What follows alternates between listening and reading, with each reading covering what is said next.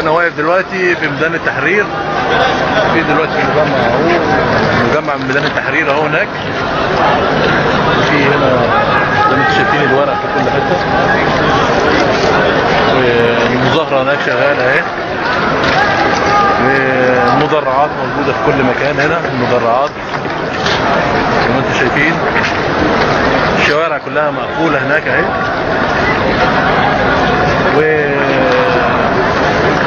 الشعب في حالة احتقان كبيرة. مش عارف ايه.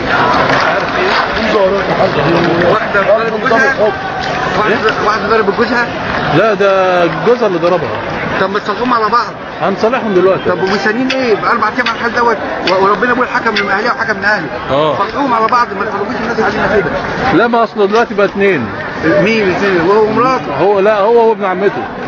وايه دخل ابن عمته؟ ما هو ابن خالته اتدخل في الامر برضه. طب برضه صلحوهم ان شاء الله. صلحوهم الصلح خير. الصلح خير. وعاملين كمان عربيه دي كمان عشان واحد ضرب. اصله امريكا جت هنا عشان تصالح الاثنين دول.